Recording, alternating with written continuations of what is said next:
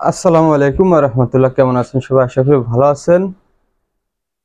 দেশ গড়েছে শহীদ জিয়া, নেত্রী মোদের খালেদা জিয়া। এটা কথা হচ্ছে, নেত্রী যখন চিকিৎসার জন্য লন্ডনে গিয়েছিল, তখন বাংলাদেশের কিছু উগ্রপন্থী লোক আছে, আওয়ামী লীগপন্থী লোক, ফ্যাসিবাদী লোক, তারা বলেছিল খালেদা জিয়া চিকিৎসার নাম নিয়ে বাংলাদেশ থেকে পালাচ্ছে। অনেকে বলছিল, ভিডিও শুরুতেই বলে রাখি, যারা বলছিল যে খালেদা জিয়া চিকিৎসার নাম নিয়ে লন্ডনে পালাচ্ছে, তাদেরকে বলছি আপনাদের ধরে ধরে ওই ভারত পাঠিয়ে দেওয়া উচিত, আপনাদের পাছায় লাথি মেরে ওই ভারত পাঠিয়ে দেওয়া উচিত। যাই হোক, বেগম জিয়া দেশে আসতেছে। বেগম জিয়ার সঙ্গে তার যে দুই পুত্রবধূ রয়েছে, তারেক রহমানের স্ত্রী, কোকোর স্ত্রী, তারা দুজনই আছে। আপনারা অচিরেই দেখতে পাবেন বাংলাদেশে যে নির্বাচন আসতেছে, নির্বাচনে বিএনপি জয়লাভ করবে।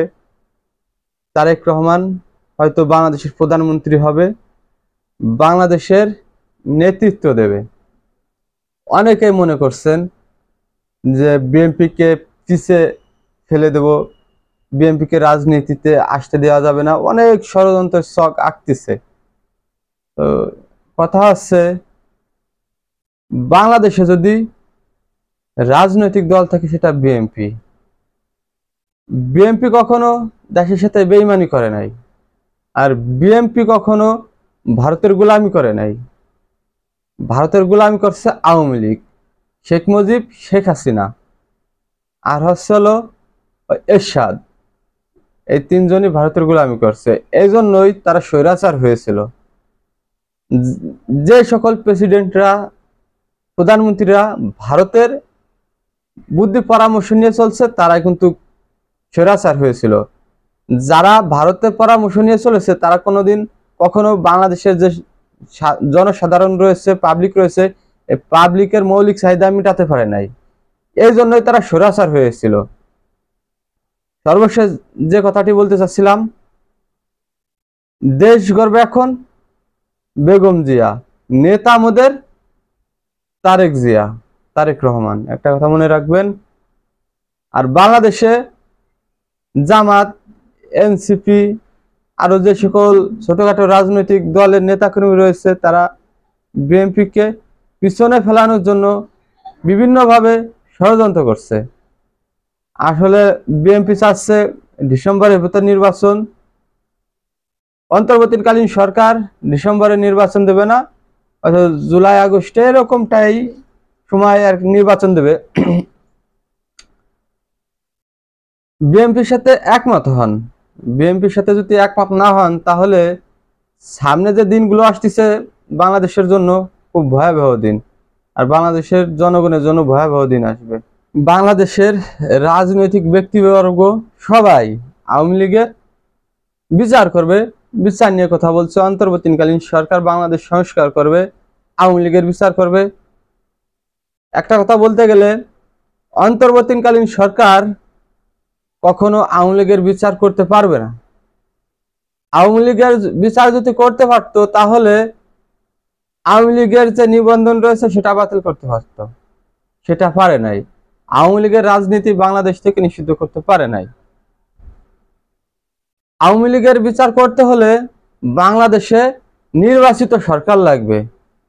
বাংলাদেশে যতদিন নির্বাচিত সরকার না আসতেছে, ততদিন আওয়ামী লীগের বিচার করতে পারবে না। আওয়ামী লীগের শত শত নেতা কর্মীদের কিন্তু সেনা ক্যান্টনমেন্টে আশ্রয় দিয়েছিল, তারা কিন্তু সেনা ক্যান্টনমেন্ট থেকে চলেও গেছে। অন্তর্বর্তীকালীন সরকার সেনা ক্যান্টনমেন্ট থেকে কোনো নেতা কর্মীকে আটক করতে পারে নাই। সবাই কিন্তু একের পর এক বাংলাদেশ ত্যাগ করছে। এখনো আওয়ামী লীগের সমর্থকরা, এই সেনাবাহিনী বলেন, পুলিশ, বিজিবি, অনেকেই কিন্তু রয়েছে এই সকল বাহিনীর ভিতর। তার ভিতরে কিছু পরিবর্তন দেখা দিচ্ছে, তো রয়েছে না, কিন্তু পরিবর্তন দেখা দিচ্ছে। পুরোপুরি পরিবর্তন হতে সময় লাগবে।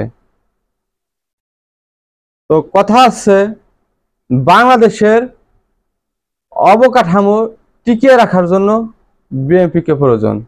এখন বলতে পারেন বিএনপির ভিতর অনেক চাঁদাবাজ নেতা রয়েছে, সন্ত্রাস নেতা রয়েছে, ওই জায়গা দখল, জমি দখল, টেন্ডারবাজি, বিভিন্ন ধরনের নেতা রয়েছে। এইসব বলতে গেলে সর্বপ্রথম যাকে বলতে হবে সেটা হলো তারেক রহমানকেই বলতে হবে যে আপনার দলের ভিতর 2 নাম্বারের লোক রয়েছে, ফ্যাসিবাদী লোক রয়েছে, এদেরকে দল থেকে বহিষ্কার করতে হবে। অনেকেই বলতে পারেন তারেক রহমানের নেতৃত্বে তারা জায়গা দখল, টেন্ডারবাজি, ঘুষ বাণিজ্য এসব করছে। আসলে না, নেতা কখনো বলে দেয় না কোনো ওই ঘুষখোর নেতাকে যে তুমি এসব করো। কিন্তু একটা বিষয় বলতে গেলে আওয়ামী লীগের যে সভানেত্রী রয়েছে, সাবেক প্রধানমন্ত্রী শেখ হাসিনা, সে কিন্তু বলতো তাদের নেতা কর্মীদের এই করো। তারেক রহমান কখনো বলে নাই তাদের নেতা কর্মীদের তোমরা এই করো, এই ঘুষ ঘুষ নাও, বাণিজ্য করো, জায়গা দখল, টেন্ডারবাজি এসব করো। বিএনপি যদি এসব করতো তাহলে স্বৈরাচারের খাতায় নাম যেত। কিন্তু শহীদ জিয়া রাষ্ট্রের কোনো নাগরিকের উপর জুলুম করে নাই। শহীদ জিয়া এই ভারতের গোলামি করে নাই, ভারতের দাসত্ব করে নাই, বন্ধুত্ব করে নাই। তার গতি অনুযায়ী সে কিন্তু রাষ্ট্র পরিচালনা করছে। বেগম জিয়া তার গতি নিয়ে সে দেশ পরিচালনা করছে, ওই ভারতের গোলামি করে নাই। ভারতের দাসত্ব করতে গেলে বেগম জিয়া কিন্তু স্বৈরাচার হতো, কিন্তু বেগম জিয়া স্বৈরাচার হয় নাই। আমাদের যে এরশাদ, সে কিন্তু ভারতের প্রেসক্রিপশনে বাংলাদেশ চালাইছে, এই জন্য সে স্বৈরাচার হয়েছিল।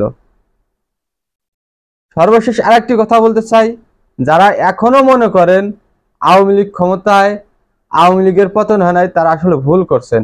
আওয়ামী লীগ বাংলাদেশে কোনোদিনও আর ক্ষমতা আসতে পারবে না, আসবে কোনোদিনও আসতে পারবে না, এটা ভুল। বাংলাদেশে যদি আর একটা স্বৈরাচার শাসক তৈরি হয় তখন আসবে। ওই স্বৈরাচার শাসকের সময় একটা আন্দোলন হবে, ওই আন্দোলনে বহু লোক মারা যাবে, ওই স্বৈরাচার এর পতন হবে, তখন আসতে পারবে, তার আগে আসতে পারবে না।